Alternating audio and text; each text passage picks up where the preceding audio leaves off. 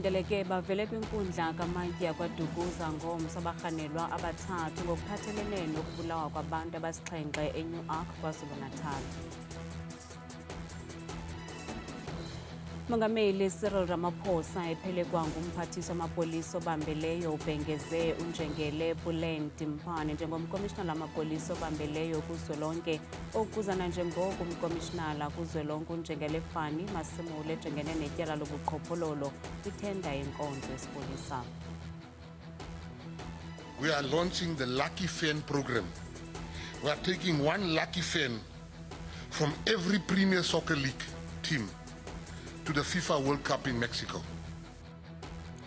Balandeli abalishumi elinesithandathu abaphuma kumaqela wohlukeneyo eBetway Premiership baza kuba nenyweba yokuya kubukela iBafana Bafana kwindebe yehlabathi.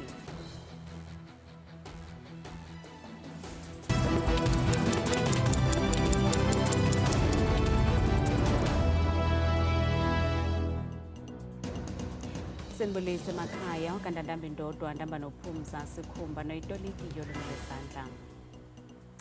Balele beqamele ngenqindi izolo abarhanelwa abathathu abatyholwa ngokuxhwila abantu abasixhenxe ngokuhlwa kwangolwesibini eNewtown, Newark, KwaZulu-Natal nabafunyenwe bebulewe eMelmoth. Abarhanelwa abaphakathi kweminyaka engama-21, 26 kwana-28 bafunyenwe nee-cellphones ezili-11 nompu. Kuvakala ukuba amaxhoba amathathu adutyulwe emva kokuba lelinye lidlwengulwe izihlandlo eziliqela kwakhutshwa nemali kwiibhanka zawo ngelixa amane ehlatywe de asweleka. A total of 11 cell phones were found in possession of the suspects. Police also unearthed that the same suspect who raped a 20-year-old woman at the house raped her again in Melmoth before demanding banking details and PIN from the 3 victims. After collecting the banking details, the suspects shot and killed 3 victims to death. The other 4 victims were brutally stabbed to death. Izihlobo zolusapho zivakalise ukuba sentlungwini ngokubulawa kwabantu abangenatyala nanjengoko kungekho mpahla ithatyathiweyo ekhayeni labo. If they wanted money, I mean, there is so much of movable equipment at home. There's televisions, there's about 2 or 3 televisions, there's microwaves. There's a whole lot of things they could take away. But why do you have to take away innocent lives? Uceba uthe ukhathazekile ngendlela ekwenzeke ngayo njengoko umnumzana Munsami ebengusomashishini obeqasha abantu abaliqela kule ndawo.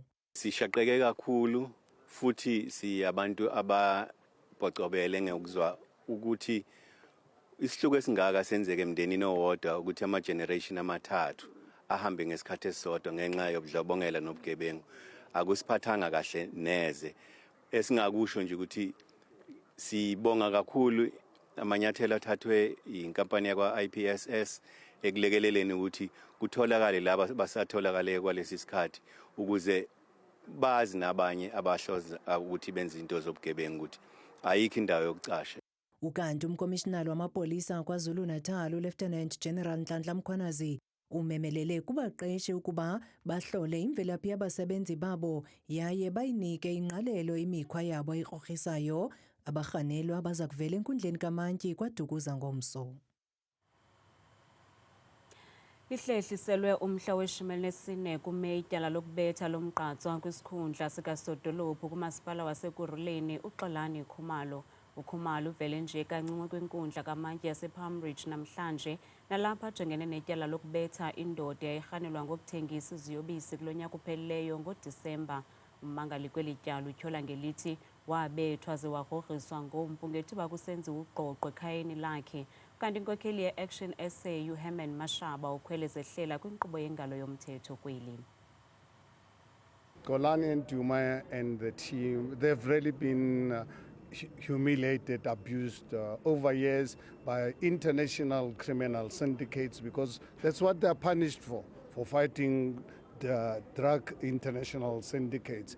And this is a continuation, but it's actually quite sad that our criminal justice system is the one actually involved in actually destroying the lives of South Africans who are trying to protect our youth from criminal activity. Mongameli Cyril Ramaphosa ephelekwa ngumphathiswa wamapolisa obambeleyo babhengeze umkomishonala wamapolisa kuzwelonke noza kubambela uNjengele Fani Masimula nojengene netyala lobuqhophololo. uNjengele Puleng Timpane nguye oza kubambela uMasimula ngeli thuba esajengene neli tyala. The National Commissioner of Police plays in leading the fight against crime. I have agreed with General Masemula that he be deemed to be on precautionary suspension pending the conclusion of the case.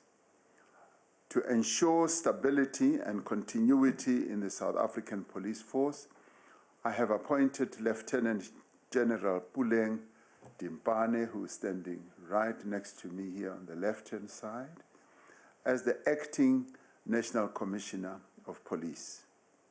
Lieutenant General Timpane is currently the Divisional Commissioner for Financial Management Services of the South African Police Service and has a long and distinguished career both in the South African Police Service and in other public institutions entities.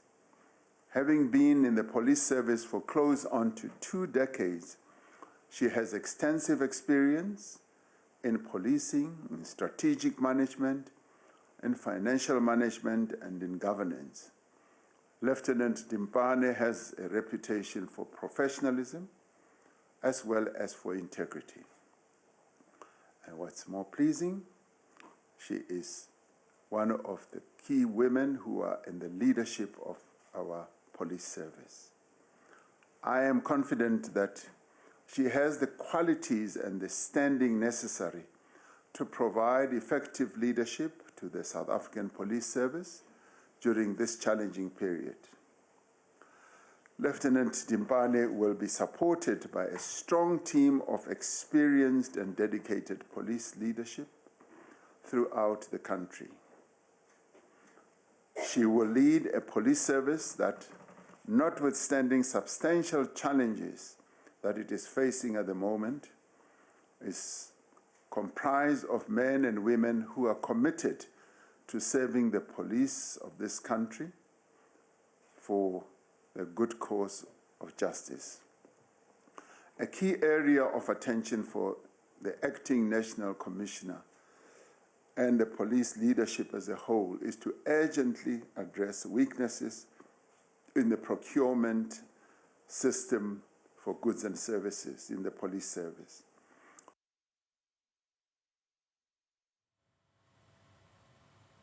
Ziyakhula intanda phakathi kwamahlakani kaNxantathu ANC kwakunye ne-SACP lamaqela bebambe inkomfa ezahlukeneyo namajelo endaba namhlanje nalapho kucace nakuthathatha kuba awaboni ngasonye ngomba ophathelene nesigqibo se-SACP sokuthabatha inxaxheba kunyulo lomasipala ngaphandle kwe-ANC.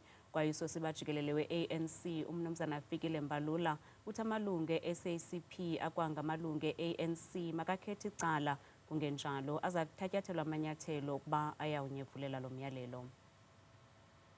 We don't take instruction from capital nor from its stooges.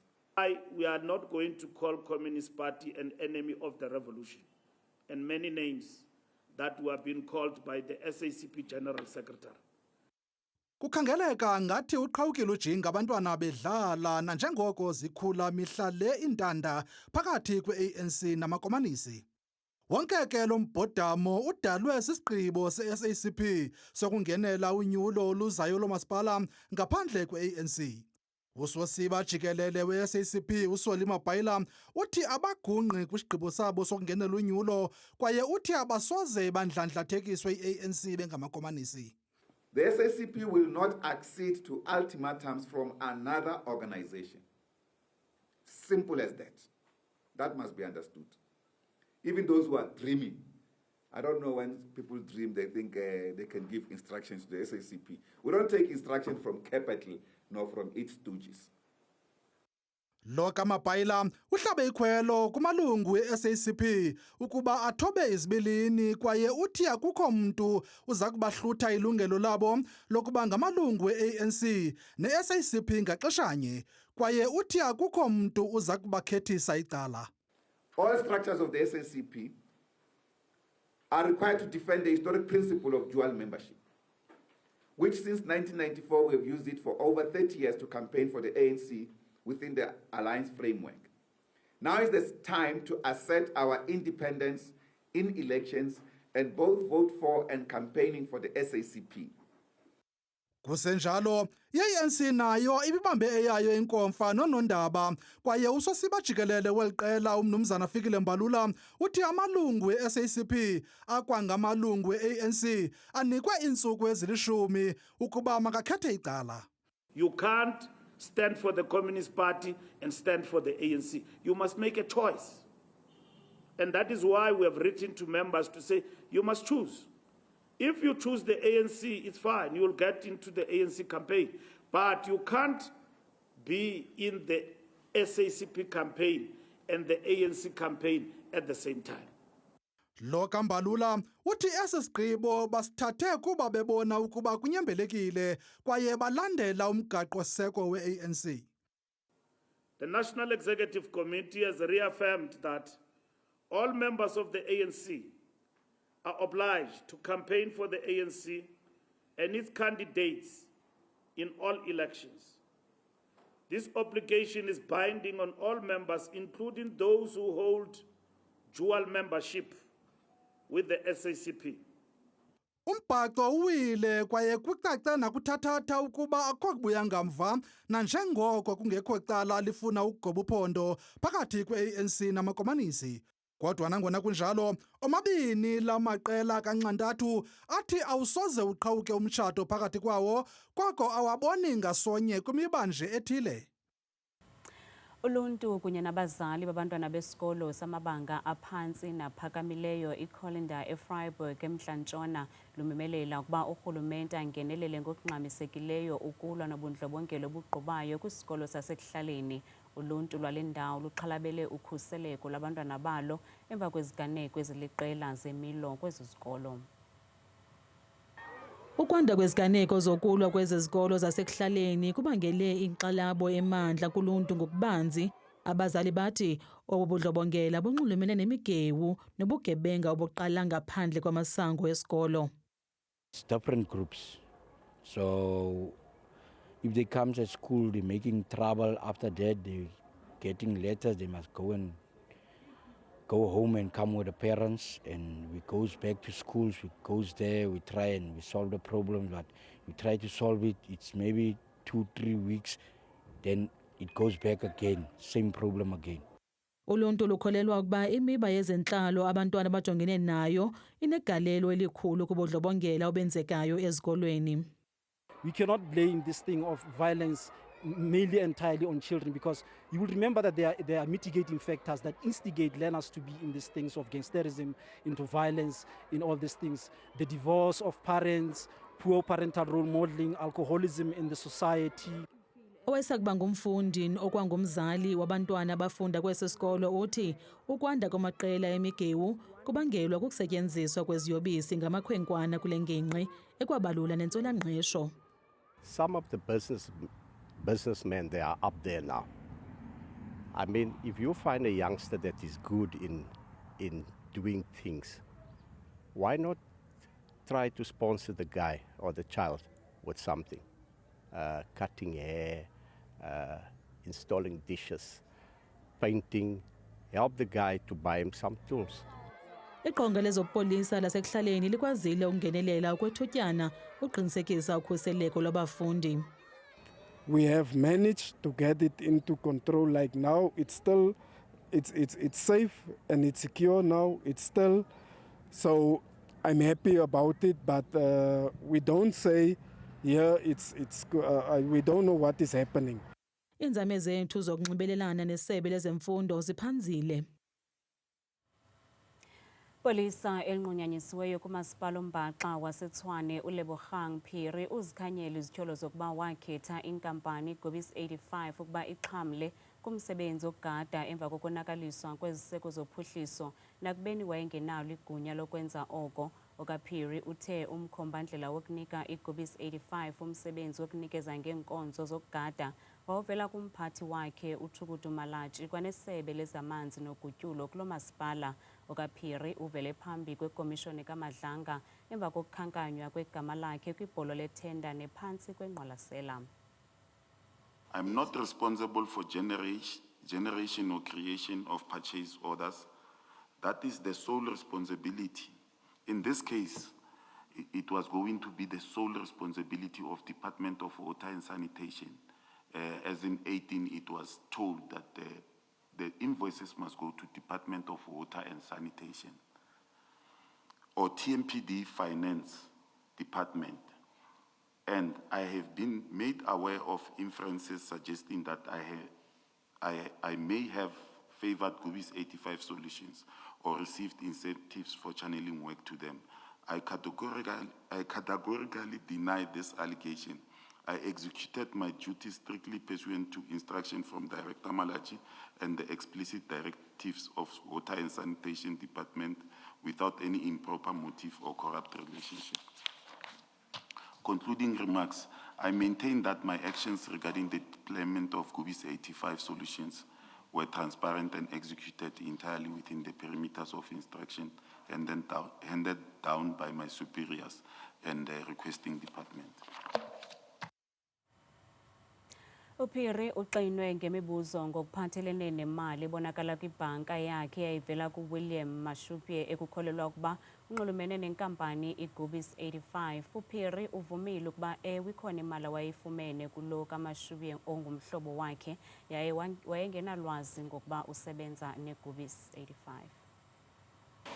On this information before us, you've received payments from people who either have received payments for whatever reason from Gobies or have a financial connection to Gobies. That's one. And one of those people is Mashupye, who is also an employee of Gobies. Yes. Do you accept that that's what this financial information we've been looking at tells us? Yes.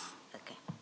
I accept that, but at this time, I'm not aware that these people are going to William Mashupye in order for me to get this money. At this time, I'm not aware. Balandeli abalishumi elinesithandathu abaphuma kumaqela ohlukeneyo eBetway Premiership baza kuba nenyweba yokuya kubukela iBafana Bafana kwindebe yehlabathi. Abalandeli baza kuchongwa ligqiza elikhethekileyo elikhokelwa ngabo baphume izandla kwicandelo lezemidlalo kweli okukuvakaliswe ngumphathiswa wezemidlalo umnumzana Gayton Mackenzie kwinkomfa namajelo endaba namhlanje. We are launching the Lucky Fan program. We are taking one lucky fan from every Premier Soccer League team to the FIFA World Cup in Mexico. Their flights, accommodation, ground transport, and daily allowance will be fully sponsored by two big companies. This department will assist with visa facilitation and match ticket allocation. So we're going to take 16 of the lucky fans to the Mexico game. Everything will be paid for by the sponsors that we have gotten. Let me be as clear as I can be. If there's no VAR next year in SAFA, then there's corruption. Then there's some people that don't want VAR. Then there's some people that benefit from the fact that there's no VAR in this country. There's rules is changing. The ex-coach Arsene Wenger works for FIFA. He's come with new rules in football that necessitate VAR.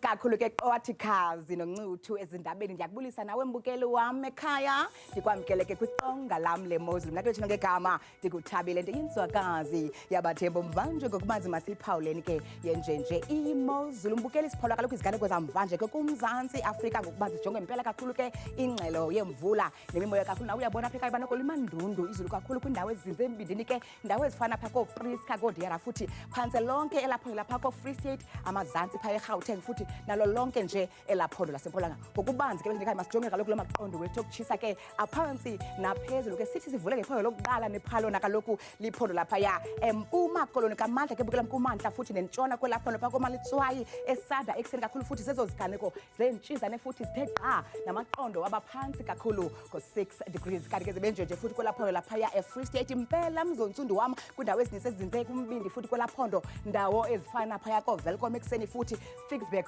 ungathi kubande futhi nentshizane zithe xhaxhe phantse yonke lantsasa ngenxa ka8 degrees kanti ke benje nje futhi ephondweni lasentshona koloni kwindawo ezininzi kembukela mfuthi phaya koBeaufort West zindawo ke ziphakame kakhulu kwelaphondo kuyabanda ekseni iyavakala kakhulu lankwanka yamaqondo yabo kaloku phansi futhi ekhathwa zizontshizane nendudumo ekseni ngo10 degrees kanti futhi baphila kanje ephondweni laphaya eNorthern Cape impela ke phakho Kuruman futhi Kimberley kwindawo eziphakame kakhulu phaya kwimpuma kwelaphondo kuyabanda ekseni futhi kufefe kududume nje yonke lantsasa amaqondo abanciphe kakhulu efika ku9 degrees kanti ke futhi baphila kanje kwelaphondo laphaya eNorthwest kwindawo ezininzi ezinse kakhulu ke kumantla nombindi kwelaphondo njengaphaya koMahikeng kwasekuseni futhi zezo ziganeko zezo mvula zithe gqa yonke intsasa yabuya ngomsibukele ekhaya ephondweni laseGauteng apho sikhoyo thina ngalomzuzu mpeleka pha kwindawo ezininzi kuNdlunkulu kuseTshwane ke apho kuyabanda futhi ekseni kufefe ngamaqondo wabokutshisa phansi afana nqapha koBhongqisi kuyabanda kakhulu ngeshumi nje elikhatshwa sisibini bukele ekhaya nyuka nam ngokubanzi sijongeli bethuna ephondweni laseLimpopo mpeleka kwintshona futhi namazantsi indawo ezininzi phaya kaloku kobilabile ekseni futhi ziziganeko zentshizane nje yonke lantsasa amaqondo phansi ngo14 degrees kanti ke futhi nantsi imozulu ephondweni laseMpumalanga ngamandla ke phako Middleburg ekseni futhi emalahleni encamini kakhulu kwelaphondo phaya kuyabanda ekseni ngo11 degrees kubande kakhulu phaya koEmelo amaqonda phansi kakhulu ngo7 degrees vume ekhaya ndivale kaloku ndiyisonga imozulu ngephondo lokugqibela iliphaya kwaZulu Natal ngamandla ke futhi kumantla nentshona kwelaphondo phaya kwasekuseni koNewcastle kuyabanda ngamaqondo bakutshisa kaloku ka8 degrees mna ndikuthanda kangaka xa ushale miyoli